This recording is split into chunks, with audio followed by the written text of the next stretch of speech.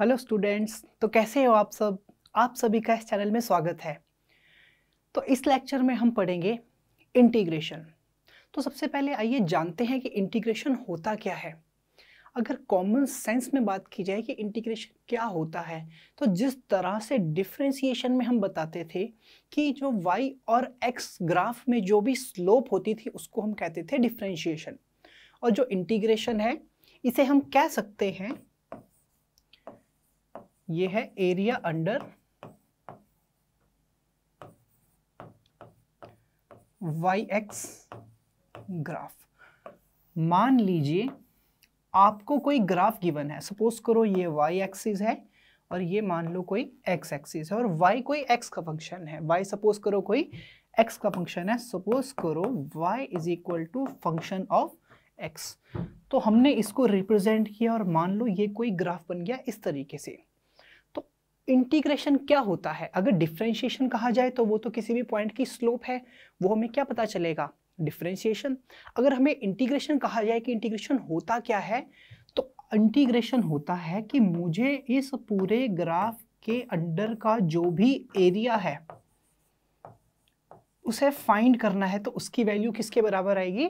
Integration के बराबर। और इसे हम रिप्रेजेंट करेंगे वाई डी एक्स। किससे रिप्रेजेंट करेंगे? Y D X. अब आप सोचोगे इसको इस टर्म से ही रिप्रेजेंट क्यों किया, तो चलिए समझते हैं इंटीग्रेशन को इस टर्म से रिप्रेजेंट हमने क्यों किया है। तो जैसा कि मैंने बताया कि मान लो आपको कोई भी कर्व दे रखा है, सपोज करो ये वाई एक्सिस है, ये एक्स एक्सिस है। अब आपको कर्व का एरिया तो नहीं आता है कि कर्व में एरिया क्या होगा। मैं बोलूंगा इस कर्व का एरिया फाइंड करो कि इस कर्व के अंडर का एरिया क्या है, तो आप नहीं निकाल पाओगे। लेकिन अगर आप किसी भी एक पॉइंट पर, सपोज करो आपने किसी x डिस्टेंस पर एक लाइन खींची और आगे गए dx डिस्टेंस, आगे कितना गए? छोटा सा डिस्टेंस आगे बढ़े dx डिस्टेंस, और वहां पर भी एक लाइन इस तरीके से खींची। तो सपोज करो ये यहां से यहां तक x डिस्टेंस था, तो यहां से यहां तक कितना डिस्टेंस होगा? y। तो अगर आप नोटिस करो, अगर ये dx बहुत छोटा है, अगर ये dx क्या है? बहुत छोटा, तो ये एक तरह से अप्रोक्सीमेटली हमारे पास एक रेक्टेंगल बन गया। हमारे पास क्या बन गया है? रेक्टेंगल। अब रेक्टेंगल का एरिया तो आप सबको पता ही होगा, लेंथ इंटू विड्थ। तो इस तरीके से देखोगे तो लेंथ कितनी है? y, और विड्थ कितनी है? dx। तो अगर आप एरिया देखोगे, अगर आप देखोगे एरिया ऑफ स्मॉल एलिमेंट, मतलब कि इस पूरे ग्राफ में मैंने इस छोटे से एलिमेंट का अगर एरिया बताना है, तो ये छोटा सा एलिमेंट हमें किसकी तरह दिखाई दे रहा है?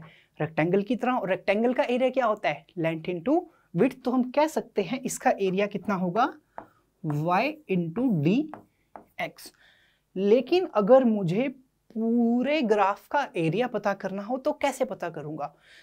तो देखो, जैसे जिस तरह से मैंने यहाँ पर एक स्ट्रिप बनाई थी, उसी तरीके से मैं यहाँ पर एक और स्ट्रिप बना सकता हूँ कि नहीं? मान लो कि यहाँ पर भी मैंने एक छोटे से डिस्टेंस पर एक छोटी सी और स्ट्रिप बना दी dx की, और यहाँ पर भी लेंथ कितनी है? y। मतलब मैंने क्या किया कि इसकी छोटी छोटी बहुत सारी स्ट्रिप्स बना दी और बहुत सारे एरियाज बना दिए। तो मुझे अगर टोटल एरिया बताना था, मुझे अगर क्या बताना था कि टोटल एरिया क्या होगा, तो आप कह सकते हो कि एक स्ट्रिप का एरिया प्लस दूसरी स्ट्रिप का प्लस तीसरी का प्लस चौथी का, इसी तरीके से हम बहुत सारी अनलिमिटेड स्ट्रिप्स जोड़ लें, उन सब का एरिया जब हम ऐड कर देंगे तो हमारे पास क्या आ जाएगा? इस पूरे के पूरे कर्व का एरिया आएगा। आएगा कि नहीं आएगा? तो इसे हम कह सकते हैं टोटल एरिया कितना आएगा? वाई डी एक्स पहली वाली स्ट्रिप, फिर वाई डी एक्स दूसरी वाली स्ट्रिप, एंड सो ऑन। सबको ऐड करते रहेंगे। तो जो एडिशन का साइन है, जब सबको ऐड करेंगे तो इतना बार बार लिखने में तो दिक्कत आएगी, तो इन सबको हम किसी एक सिंबल से रिप्रेजेंट करते हैं, और उसी को हम कहते हैं integration of y with respect to x। और यही हमारा क्या आ जाएगा? Area under curve. इसी को हम बोलेंगे एरिया अंडर कर्व, जिसमें y क्या है, कोई x का फंक्शन, और dx क्या है, x की छोटी सी लेंथ। तो इस तरीके से आप किसी भी चीज का एरिया फाइंड कर सकते हो। ये हम आपको बाद में बताएंगे कि किस तरह से चीज़ों का एरिया, वॉल्यूम, ये सब फाइंड किया जाता है इंटीग्रेशन की मदद से। पर फिलहाल अभी के लिए आप इतना देख लो कि इंटीग्रेशन का रियल मीनिंग होता क्या है। तो इंटीग्रेशन का रियल मीनिंग या तो एरिया कह सकते हो या तो समेशन कह सकते हो, कि फंक्शन को सम कर दे, जब हम ऐड कर दे, जब वाई डी एक्स को हम पूरे के पूरे यहाँ से लेकर के यहाँ तक ऐड कर रहे हैं, तो उसको हम क्या कह देते हैं, इंटीग्रेशन। तो इंटीग्रेशन के दो मीनिंग है, एक तो एरिया अंडर कर्व और एक कह सकते हैं सबको सम कर देना, सबको ऐड कर देना, बहुत सारी स्ट्रिप्स को। समझ गए इंटीग्रेशन क्या होता है। अब आप बोलोगे कि इंटीग्रेशन के भी कुछ फॉर्मूले होते होंगे, जैसे हमने डिफरेंशिएशन के आपको फॉर्मूले बताए थे, तो वैसे ही इंटीग्रेशन के भी कुछ फॉर्मूलेस होते हैं जो हमको याद रखने हैं। तो इंटीग्रेशन के कौन कौन से फॉर्मूले हमें याद रखने हैं।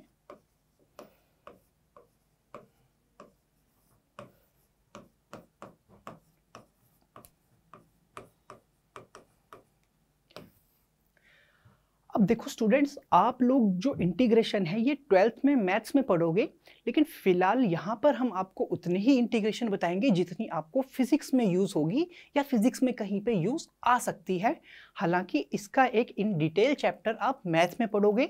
तो फिलहाल अभी यहाँ पर देखते हैं कि किस तरह के फॉर्मूले आपको यूज आ सकते हैं, जो आपके इस्तेमाल में आएंगे फिजिक्स में, हम आपको वही बताएंगे, बाकी आप मैथ्स में पढ़ोगे। तो चलिए शुरू करते हैं। फर्स्ट फॉर्मूला कि सपोज करो कि y is equal to x की पावर n।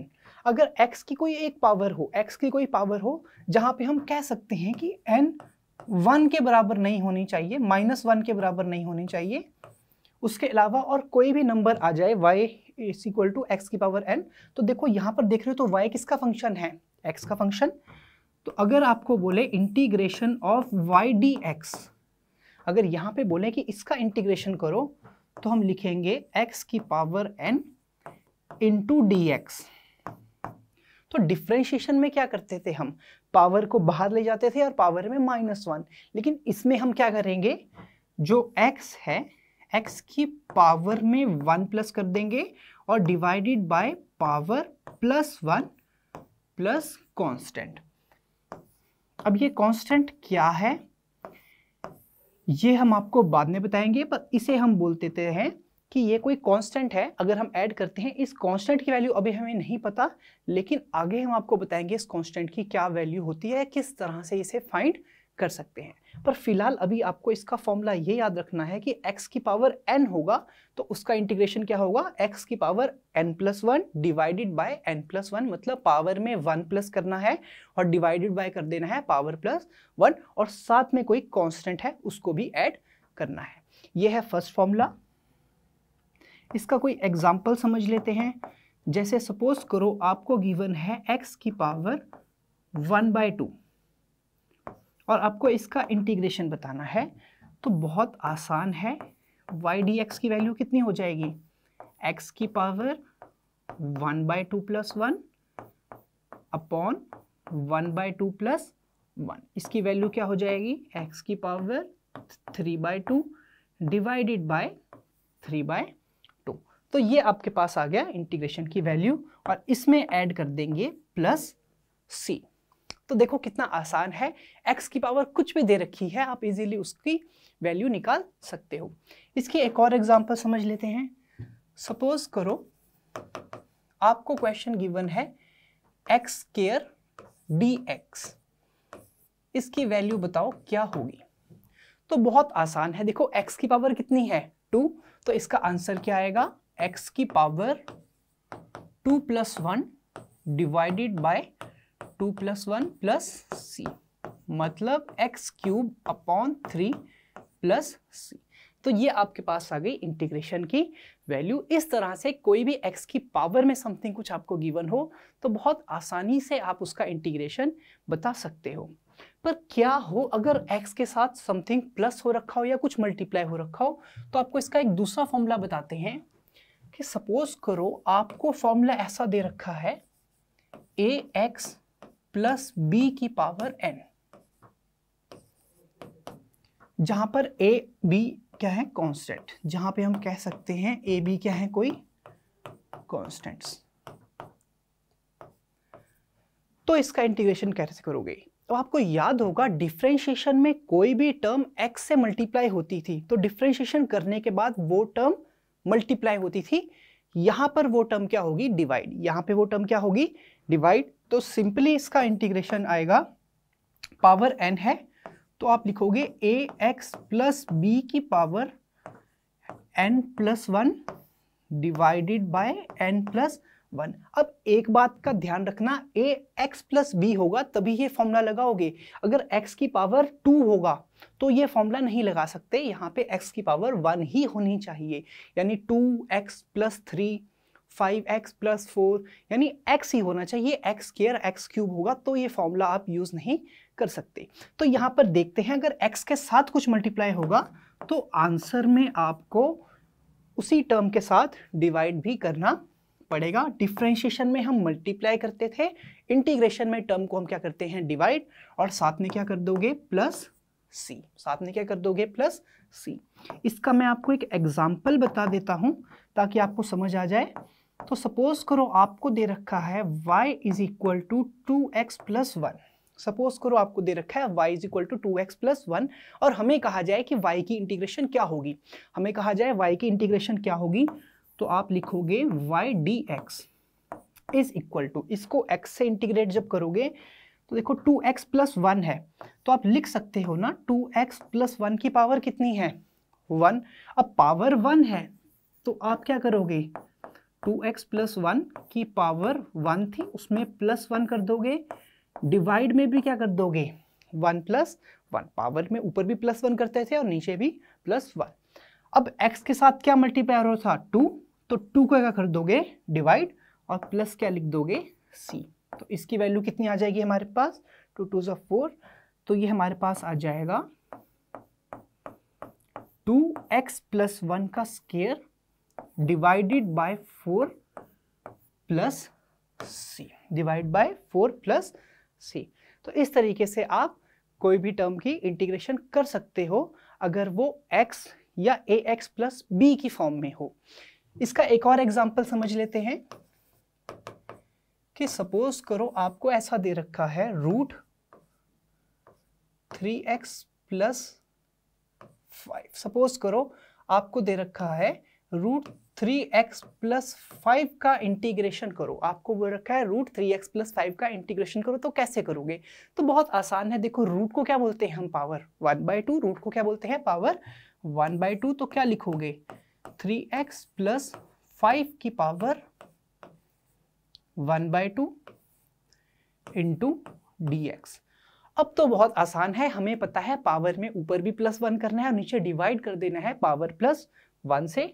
तो इसके इंटीग्रेशन की वैल्यू हो जाएगी 3x प्लस 5 की power 1/2 plus 1 divided bye 1/2 plus 1 plus c। Constant के साथ ऐड कर देंगे और आंसर कितना आ जाएगा आपके पास, 3x प्लस 5 की power 3/2 divided by 3/2 plus c। तो इस तरीके से आप किसी भी टर्म को आराम से इंटीग्रेट कर सकते हो। तो ये तो दो फॉर्मूले हो गए। चलो नेक्स्ट फॉर्मूले में बढ़ते हैं। अगला फॉर्मूला देखते हैं क्या है। तो नेक्स्ट फॉर्मूले हम एक्सपोनेंशियल में देखते हैं कि एक्सपोनेंशियल टर्म अगर आ जाए, e की पावर x आ जाए, तो इसका इंटीग्रेशन क्या होगा। अगर y is equal to e की पावर x आ जाए तो इसका इंटीग्रेशन क्या होगा। तो बहुत सिंपल है, अगर y की power y is equal to e की पावर x है तो हम इसको लिखेंगे e की power x dx is equal to e की पावर x प्लस c। मतलब एक्सपोनेंशियल का अगर इंटीग्रेशन करेंगे तो आंसर क्या आएगा, एक्सपोनेंशियल की पावर x प्लस c। तो सेम ही फॉर्मूला रहेगा डिफरेंशिएशन में भी। अगर आपको याद होगा e की पावर x का डिफरेंशिएशन क्या होता था, e की पावर x, और e की पावर x का भी इंटीग्रेशन भी क्या होगा, e की पावर x। और अगर मान लो अगर आपको y is equal to e की पावर ax प्लस बी दे रखा है तो आप क्या करोगे? तो देखो फिर से वही चीज जो मैंने आपको पिछले वाले एग्जांपल में बताई थी कि जो भी टर्म x से मल्टीप्लाई हो रही है, x से मल्टीप्लाई हो रही है, x स्क्वायर नहीं, x क्यूब नहीं, जो टर्म x से मल्टीप्लाई हो रही है वो क्या होगी? डिवाइड। वो क्या होगी? डिवाइड। तो अगर आप इसका इंटीग्रेशन करोगे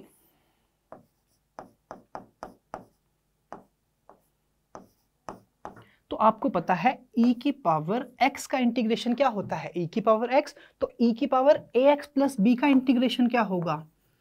e की पावर ax प्लस b, लेकिन डिवाइड करेंगे x के साथ, a मल्टीप्लाई हो रहा है तो हम क्या कर देंगे इसको? Divide plus c। तो ये भी आपके पास एक फॉर्मूला आ गया। ये तो फॉर्मूला आ गया एक्सपोनेंशियल फंक्शन का। ये फॉर्मूला किसका आ गया आपके पास? एक्सपोनेंशियल फंक्शन का। इसका एक एग्जांपल समझ लेते हैं। इसको एक एग्जांपल के थ्रू समझते हैं हम लोग कि सपोज करो आपको ऐसा दे रखा है e की पावर 2x, e की पावर 2x। तो e की पावर 2x का इंटीग्रेशन क्या होगा? आपसे पूछा है e की पावर 2x का इंटीग्रेशन बताओ। तो देखो e की पावर 2x का इंटीग्रेशन क्या होगा? e की पावर 2x और x के साथ 2 मल्टीप्लाई हो रहा है तो उसे हम क्या कर देंगे? Divide plus c। तो देखो कितना इजी था, आपने आराम से ही कैलकुलेट कर लिया। अगर कोई भी एक्सपोनेंशियल से रिलेटेड क्वेश्चन आए तो आप आराम से सॉल्व कर सकते हो, इसमें कोई दिक्कत की बात नहीं है। तो आपको दे रखा है 3x प्लस 4, मान लो 3x प्लस 4 दे रखा है और इसका इंटीग्रेशन करना है dx के साथ। तो इसमें भी कोई दिक्कत की बात नहीं। देखो x के साथ 3 मल्टीप्लाई हो रहा है तो हम बार बार नहीं करेंगे, अब 3 को क्या कर देंगे? डिवाइड, और बाकी वाली टर्म क्या रहेगी? As it is plus c। तो ये आ गई एक्सपोनेंशियल फंक्शन के इंटीग्रेशन की वैल्यू। तो एक्सपोनेंशियल तो हमने समझ लिया। अब चलिए अगले पार्ट पर बढ़ते हैं, अगले फॉर्मूले पर। तो नेक्स्ट फॉर्मूला देखते हैं।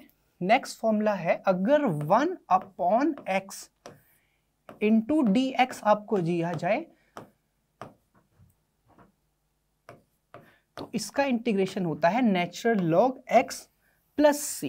अब आपको याद होगा मैंने आपको बताया था कि x की पावर n dx का इंटीग्रेशन बताया था, x की power n plus 1 divided by n plus 1 plus c।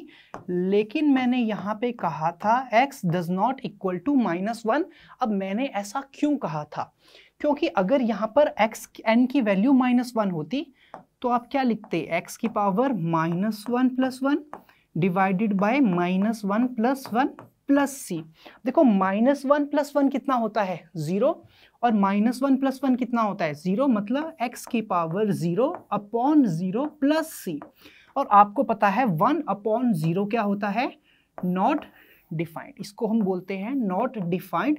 तो यहां से आप आंसर नहीं निकाल पाते, इसीलिए इस टर्म के लिए हम कौन सी फॉर्मूला यूज करेंगे? 1/x dx is equal to natural log of x plus c।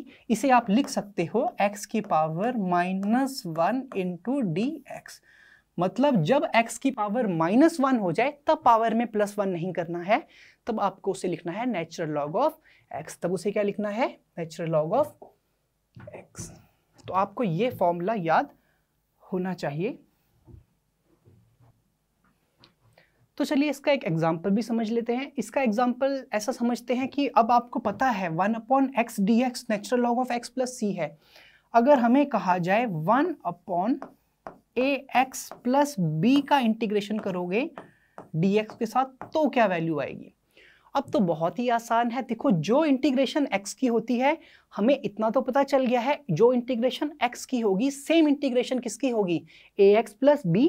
बस फर्क क्या होगा? जो टर्म x के साथ मल्टीप्लाई हो रही है उसे हम क्या करेंगे? बाद में डिवाइड। उसे आंसर में क्या करेंगे?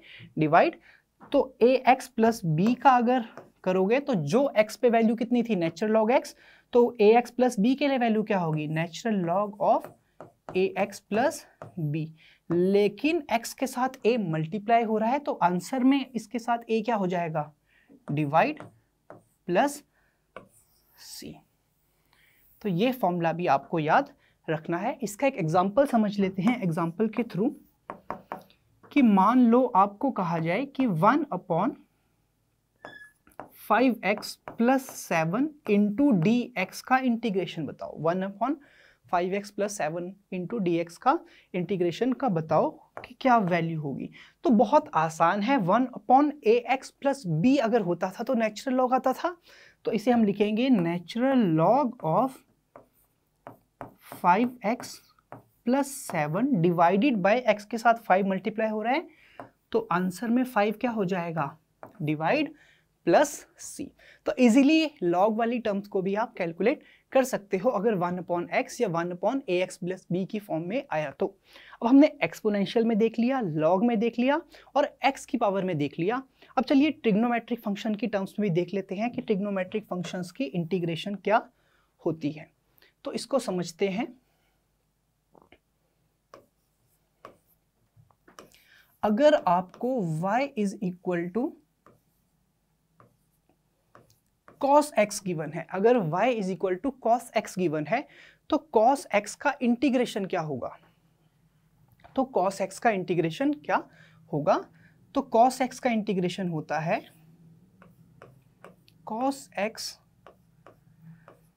dx is equal to sin x plus c। cos x का इंटीग्रेशन होता है sin x। अब बहुत से बच्चे कंफ्यूज हो जाते हैं, वो डिफरेंशिएशन में cos x का डिफरेंशिएशन क्या होता था, माइनस sin x, और sin x का डिफरेंशिएशन क्या होता है, cos x। इंटीग्रेशन में डिफरेंशिएशन से उल्टा रिजल्ट आता है। यहां पर cos x का इंटीग्रेशन क्या आता है, sin x, और sin x dx जो है उसकी वैल्यू आती है minus cos x plus c। तो ये बात आप जरूर ध्यान रखना कि जो रिजल्ट डिफरेंशिएशन में था, इंटीग्रेशन में रिजल्ट उससे ऑपोजिट आएगा। वहां पे sin x का डिफरेंशिएशन cos x होता था और cos x का डिफरेंशिएशन माइनस sin x। यहाँ पे sin x का है माइनस cos x और cos x का क्या है, sin x। तो ये आपको याद रखना है। अब ये बात बच्चों बार बार बोलने के लिए तो नहीं होनी चाहिए कि अगर यहाँ पर आपको दे दिया जाए sin ax प्लस बी और इसका इंटीग्रेशन पूछा जाए क्या होगा, तो आपको पता है जो रिजल्ट sin x के लिए आएगा सेम रिजल्ट किसके लिए आएगा, sin ax प्लस बी। तो sin x के लिए माइनस cos x है, तो sin ax प्लस बी के लिए क्या होगा, minus cos ax plus B. लेकिन x के साथ a मल्टीप्लाई हो रहा था, तो यहां पर आंसर में क्या करेंगे, उसे डिवाइड प्लस c। और ये सभी रिलेशन आप हर फॉर्मूले में यूज कर सकते हो। जो रिजल्ट आपने साइन के लिए यूज किया है, x के साथ जो मल्टीप्लाई होता है उसे आंसर में क्या करोगे, डिवाइड। उसे आंसर में क्या करेंगे बच्चे, डिवाइड करेंगे। तो चलिए अगले कुछ फॉर्मूले देखते हैं। ये तो साइन और कॉस के हमने फॉर्मूले देखे हैं। सिमिलरली अगर आपको y is equal to secant square x दे रखा है, तो हम कह सकते हैं कि सीकेंट स्क्वायर x dx की वैल्यू क्या होगी, tan x प्लस c। कितना होगा, tan x प्लस c। क्यों, अब आप याद करना tan x की डिफरेंशिएशन क्या थी, सीकेंट स्क्वायर x, और सीकेंट स्क्वायर x की इंटीग्रेशन क्या है, tan x। मैंने आपको बताया था जो रिजल्ट डिफरेंशिएशन में आता है, इंटीग्रेशन में उसका रिजल्ट क्या आता है, उससे उल्टा आता है। जैसे tan x की डिफरेंशिएशन होती थी सीकेंट स्क्वायर x, उसी तरीके से सीकेंट स्क्वायर x की इंटीग्रेशन क्या होगी, tan x। और सिमिलरली अगर आपको कहा जाए कि secant x tan x dx की वैल्यू बताओ, तो आपको पता है सीकेंट x की इंटीग्रेशन क्या होती थी, secant x into tan x। तो सीकेंट x tan x की इंटीग्रेशन क्या होगी, सीकेंट x प्लस c। क्या होगी, सीकेंट x प्लस c।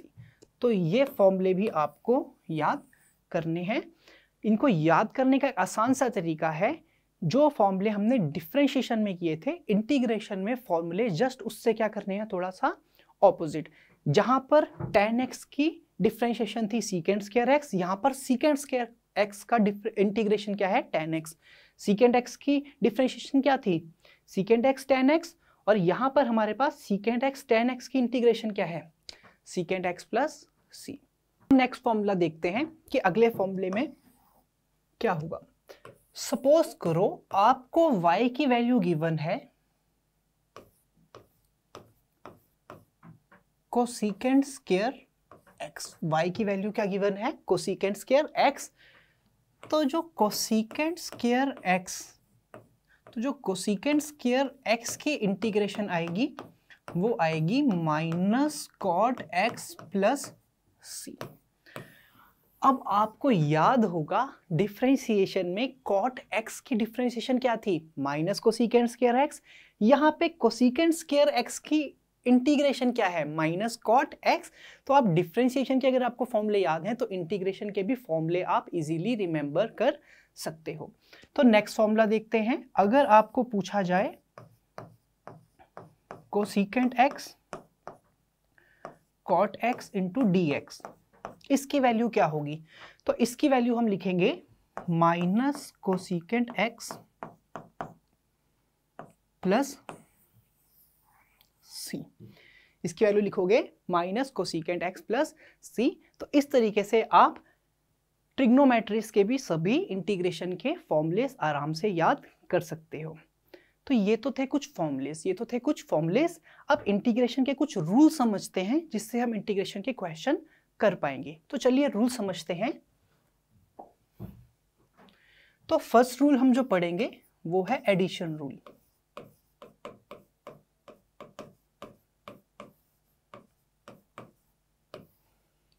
तो एडिशन रूल क्या कहता है? एडिशन रूल कहता है अगर सपोज करो मेरे पास वैल्यू है 2x plus x square plus sign x minus 1 upon x, ये सपोज करो y की वैल्यू है और मुझे पूछा जाए कि y dx की वैल्यू क्या होगी। यानी कि जब फंक्शंस आपस में ऐड हो रहे हों या सब्ट्रैक्ट हो रहे हों, हम कह सकते हैं एडिशन रूल भी कह सकते हैं, इसे सब्ट्रैक्शन रूल भी कह सकते हैं। तो जब एडिशन हो रहे हो, सब्ट्रैक्शन हो रही हो, तो किस तरह से वैल्यू निकालेंगे? तो बहुत इजी है। जिस तरह से डिफरेंशिएशन में हमने देखा था, अगर फंक्शंस ऐड हो रहे हैं तो उनके डिफरेंशिएशन को भी हम क्या करते थे? ऐड।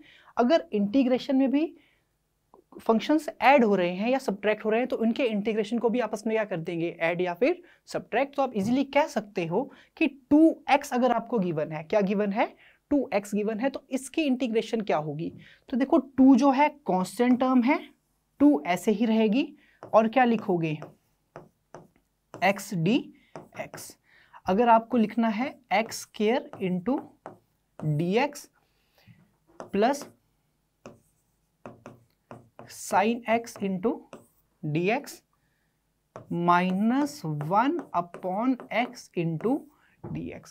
कहने का मतलब अगर फंक्शंस आपस में ऐड हो रहे होंगे या सब्ट्रैक्ट हो रहे होंगे तो उनका इंटीग्रेशन भी आपस में ऐड या सब्ट्रैक्ट ही होगा, कोई अलग से रूल नहीं लगेगा। सिंपल, ऐड हो रहा है तो इंटीग्रेशन को भी ऐड कर दो, सब्ट्रैक्ट हो रहा है तो इंटीग्रेशन को भी आपस में क्या कर दोगे?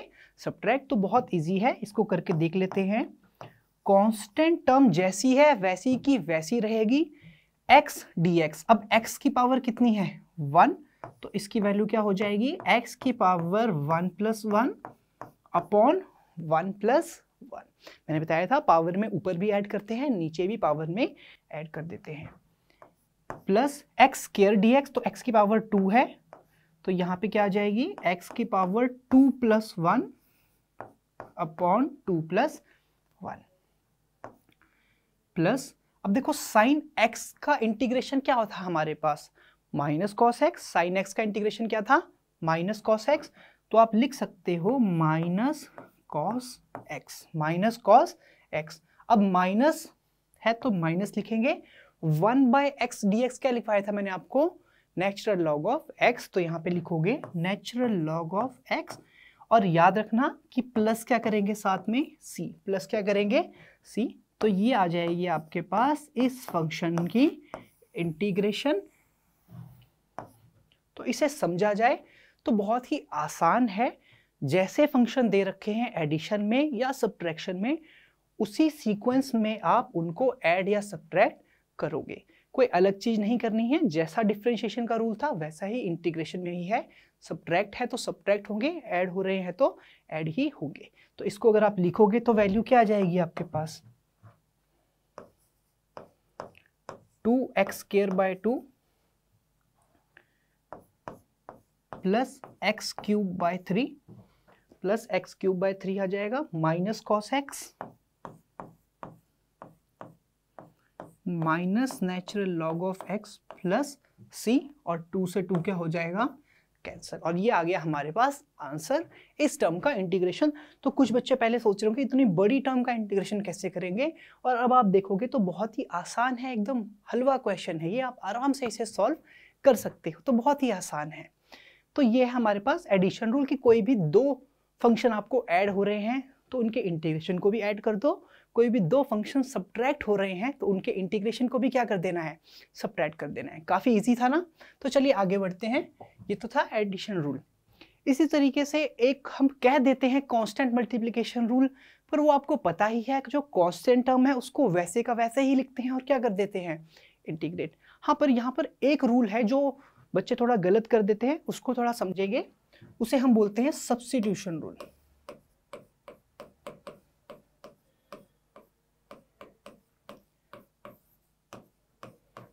Substitution rule. अब ये रूल क्या कहता है, ये रूल कहता है अगर आपके पास कोई फंक्शन और उसका डेरिवेटिव आपस में पड़े हैं, जैसे सपोज करो आपके पास गिवन है कि y is equal to f of g of x into g dash of x into dx। ऐसे कोई वैल्यू गिवन है, आपको y dx की वैल्यू गिवन है। सपोज करो आपको y की वैल्यू फाइंड करनी है, आपको y की वैल्यू सपोज करो फाइंड करनी है किसी, इसका इंटीग्रेशन क्या होगा, आपको पूछा है कि इसका इंटीग्रेशन क्या होगा, कैसे फाइंड करोगे। तो देखो अगर आप यहाँ पर देखोगे तो फंक्शन f वाला भी है, g भी है, g डैश भी है और dx भी है। कैसे फाइंड करोगे, तो बहुत मुश्किल है। तो इसको हम एग्जाम्पल के थ्रू समझते हैं, इसको हम समझते हैं एग्जाम्पल के थ्रू कि इसको क्वेश्चन को कैसे करेंगे। तो मैं आपको एक एग्जाम्पल बताता हूँ। सपोज करो आपको क्वेश्चन गिवन है sin x² into 2x into dx, आपको इसकी वैल्यू पता करनी है। अब आप नोटिस करना कि x² साइन x की इंटीग्रेशन तो हमें पता है क्या होती है, माइनस कॉस x, लेकिन साइन x² की इंटीग्रेशन हमें नहीं पता, ऊपर से हमने इंटीग्रेशन में मल्टीप्लिकेशन रूल भी नहीं पढ़ा है। तो इस क्वेश्चन को कैसे करेंगे, अब ध्यान से देखना, x² का डिफरेंशिएशन कितना होता है, 2x होता है कि नहीं होता है, तो x² का डिफरेंशिएशन होता है 2x। तो अगर हम यहाँ पर x² को सपोज करो t पुट कर लेते हैं, सपोज करो हम x² को क्या पुट करेंगे, t। अब जिस भी फंक्शन का डिफरेंशिएशन साथ में पड़ा होगा उस फंक्शन को क्या पुट करेंगे, t। जैसे मैंने ये टर्म देखी तो x² का डिफरेंशिएशन पड़ा था साथ में 2x, तो मैंने x² को क्या पुट कर दिया, t। x² को t पुट किया तो मैं दोनों तरफ से डिफरेंशिएट करूंगा। तो सपोज करो मैंने x से डिफरेंशिएट किया अगर इसे, तो ये कितना होगा, 2x is equal to dt by dx। मैंने दोनों तरफ x से डिफरेंशिएट कर दिया। अब आपको पता है x² का डिफरेंशिएशन कितना होता है, 2x, और t का डिफरेंशिएशन कितना होगा, dt बाय dx। तो यानी यहां से आप देख सकते हो 2x dx की वैल्यू कितनी आ गई, dt आई कि नहीं आई। अब आप नोटिस करना, देखो x² को हमने क्या पुट किया था, t, और 2x dx को हम क्या पुट कर सकते हैं, dt। अब देखते हैं कि कितना आसान बन गया है। इसी इक्वेशन को आप रीराइट करोगे, साइन ऑफ x² की जगह क्या लिखोगे, t, और 2x dx की जगह क्या लिखोगे, dt। अब तो बच्चों इतना आसान हो गया है, अगर साइन x dx लिखते थे तो माइनस कॉस x होता था, अब यहाँ पे साइन t dt लिखोगे तो कितना हो जाएगा, minus cos t plus c। अब देखो आंसर x की टर्म में दिया था तो t को वापस पुट कर दो वैल्यू, t की वैल्यू कितनी थी, x², तो इसका आंसर कितना आ जाएगा, minus cos of x² plus C.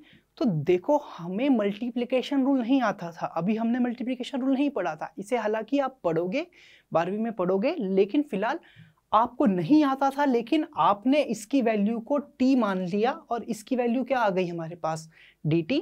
तो जो भी वैल्यू को t मानोगे उसे डिफरेंशिएट करोगे और वैल्यू क्या कर दोगे, सब्स्टिट्यूट, आप आराम से आंसर निकाल सकते हो। अब आप बोलोगे ये तो एक ही क्वेश्चन है, तो एक नहीं, हम आपको बहुत सारे एग्जाम्पल कराएंगे इसके, ताकि आप अच्छे से इस रूल को समझ सको। तो चलिए और एग्जाम्पल समझते हैं, इसके कुछ और एग्जाम्पल समझते हैं। इनको आप प्रैक्टिस भी कर सकते हो और कोई चीज़ समझ में ना आए तो कमेंट्स में ज़रूर पूछ सकते हो कि सर ये कैसे हुआ, तो मैं कमेंट में ज़रूर आपका रिप्लाई करूँगा। तो चलिए समझते हैं इसको। तो सपोज करो हमें एक एग्जाम्पल गिवन है, हमें वैल्यू गिवन है sin x into cos x into D x, इसकी वैल्यू निकालनी है हमें। sin x into cos x into D x की वैल्यू निकालनी है। अब आप सोचोगे सर ये तो बहुत मुश्किल है, कैसे करेंगे, है ना, ये तो इतना मुश्किल है, हमने तो पता ही नहीं, हमें तो केवल sin x की इंटीग्रेशन पता है, cos x की, अब दोनों मल्टीप्लाई हो रहे हैं। लेकिन अगर आप ध्यान से याद करो तो cos x का इंटीग्रेशन क्या होता है, cos x sin x का डिफरेंशिएशन क्या होता था, cos x। अब देखो मैंने बताया था किसी भी फंक्शन का डिफरेंशिएशन साथ में पड़ा है तो उस फंक्शन को क्या पुट कर देना है, t। तो यहां पर हम क्या करेंगे, sin x को पुट कर देंगे t। अब sin x को t पुट कर दिया तो फिर हम दोनों टर्म को किससे डिफरेंशिएट कर देंगे, x के साथ। तो sin x का डिफरेंशिएशन कितना हो जाएगा, cos x, और dt का डिफरेंशिएशन कितना हो जाएगा, dt बाय dx। होगा कि नहीं होगा। तो यहां पर आप देखो cos x dx की वैल्यू कितनी हो जाएगी, dt। अब देखो ये जो दो अलग अलग टर्म थी इनको हम ठिकाने लगा देंगे, sin x की जगह क्या पुट करेंगे, t, sin x की जगह पुट करेंगे t, और cos x dx की जगह क्या पुट कर देंगे, dt, क्या पुट कर देंगे, dt। तो t dt की वैल्यू देखेंगे तो t की पावर क्या है, 1। तो जैसे x dx की वैल्यू इंटीग्रेशन करते थे वैसे ही इंटीग्रेशन किसकी होगी, t dt की। यहाँ पे पावर 1 है तो पावर में क्या हो जाएगा, +1 divided by power +1 plus c। तो इसका आंसर क्या आएगा, t² 2 प्लस c। लेकिन क्वेश्चन में तो t गिवन ही नहीं था, वो तो हमने अज्यूम किया था। तो t की वैल्यू वापस से पुट कर दोगे, t की वैल्यू कितनी थी, sin x, और इसका आंसर कितना आ जाएगा आपके पास, sin² x upon 2 plus c, sin² x upon 2 plus c। तो इस तरीके से आप इस क्वेश्चन को आराम से कर सकते हो। तो जो आज के लेक्चर में इतना ही करते हैं। अब आपको मिलते हैं नेक्स्ट लेक्चर में, जिसमें हम इंटीग्रेशन के बारे में और सीखेंगे कि इसे कैसे यूज़ किया जाता है, और हम इसके कुछ और क्वेश्चंस की प्रैक्टिस करेंगे। तब तक के लिए थैंक यू।